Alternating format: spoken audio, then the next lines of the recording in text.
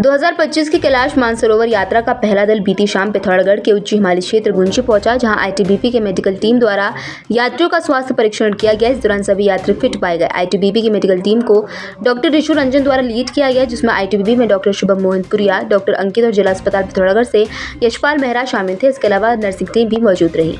पिथौरागढ़ जिले के बागपानी क्षेत्र में लगातार हो रही बारिश के कारण जौलजीबी मुनस्यारी मोटर मार्ग में कई स्थानों में झरने बहने लगे।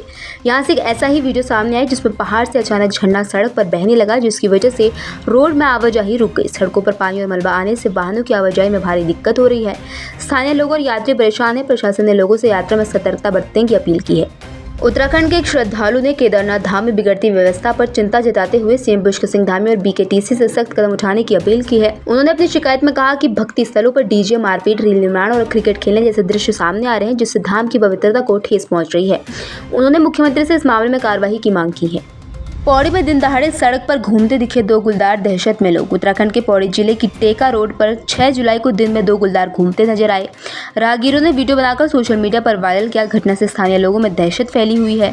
वन जीव और मानव संघर्ष को लेकर चिंता जताई गई है। वन विभाग को सूचना दे दी गई है। पिथौरागढ़ जिले के मुनस्यारी में मदकोट झापुली बोना मोटर मार्ग पर स्थित बोना पुल के पास कल रात हुई भारी बारिश के चलते मार्ग पर भारी मात्रा में मलबा आ गया। इस कारण सड़क पर यातायात और आम लोगों की आवाजाही पूरी तरह से ठप हो गई। मार्ग बंद होने से स्थानीय लोगों को भारी परेशानियों का सामना करना पड़ रहा है। लोग पहाड़ी पर चढ़कर रोड पार करते हुए नजर आ रहे हैं। प्रशासन और लोक निर्माण विभाग की टीम मौके पर पहुंच गई है और मार्ग को जल्द से जल्द सुचारू करने का प्रयास जारी है। झूलाघाट थाना अध्यक्ष दिनेश चंद्र ने पुलिस टीम के साथ झाकपंथ क्षेत्र में चेकिंग अभियान चलाया। इस दौरान एक दुकान से 21 पौवे अवैध अंग्रेजी शराब बरामद की गई। दुकान संचालक विक्रम बहादुर पुत्र मोहन राम निवासी झाकपंथ को मौके से गिरफ्तार कर लिया गया। आरोपी के विरुद्ध थाना झूलाघाट में आबकारी अधिनियम के तहत मुकदमा दर्ज किया गया है। पुलिस ने मामले की जाँच शुरू कर दी है और क्षेत्र में अवैध शराब के विरुद्ध कार्रवाई जारी रहेगी। प्रसिद्ध बॉलीवुड अभिनेता हेमंत पांडे ने पिथौरागढ़ स्थित भाव राग ताल नाट्य अकेडमी के कलाकारों को अभिनय के महत्वपूर्ण गुण सिखाए। इस दौरान कलाकारों को अभिनय, संवाद, अदायगी और मंच अनुशासन की गहराई से जानकारी दी गई। अकादमी में निर्देशक कैलाश कुमार ने बताया कि यहाँ से कलाकार का चयन भारत तेंदु नाट्य अकेडमी में हुआ है, जो क्षेत्र के लिए गर्व की बात है। उन्होंने बताया कि अकादमी में प्रतिदिन सुबह 10 बजे से शाम 6 बजे तक लेखन, पाठन और नाटक की रिहर्सल की जाती है, जिससे कलाकारों को मंच पर उतरने की तैयारी मिलती है।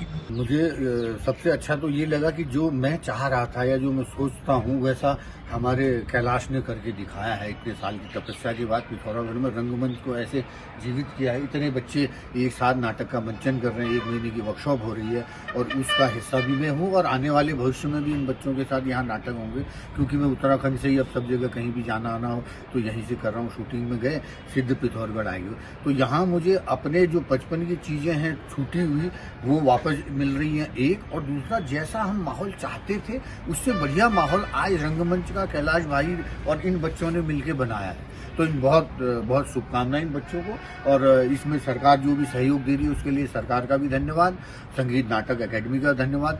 गुंजी क्षेत्र से धारचूला को आ रहा एक महिंद्रा कैंपर वाहन टीवी टावर के पास अनियंत्रित होकर सड़क से नीचे की ओर जा गिरा। गनीमत ये रही कि वाहन एक पेड़ में अटक गया, जिससे एक बड़ी घटना होने से बच गई। जानकारी के अनुसार दुर्घटनाग्रस्त वाहन में 3 लोग सवार थे, जो बाल बाल बचे।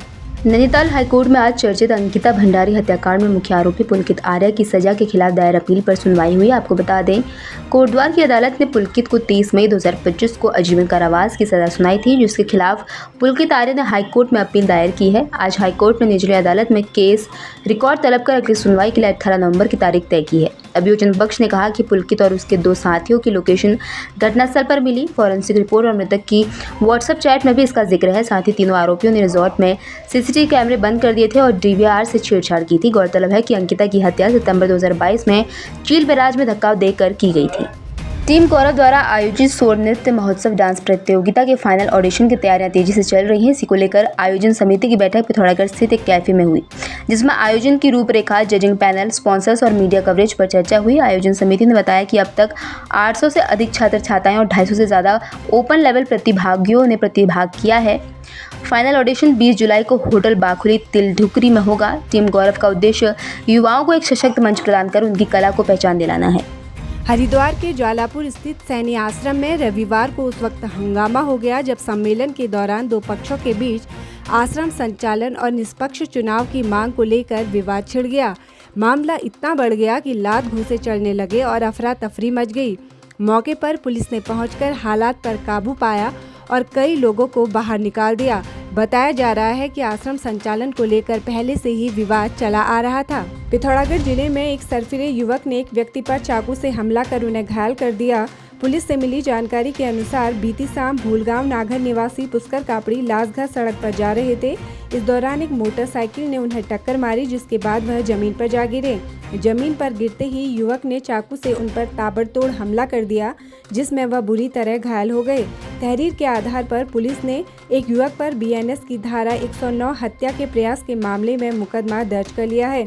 पिथौरागढ़ के प्रभारी कोतवाली ललित मोहन जोशी ने बताया कि पुलिस ने मुकदमा दर्ज कर मामले की जांच शुरू कर दी है।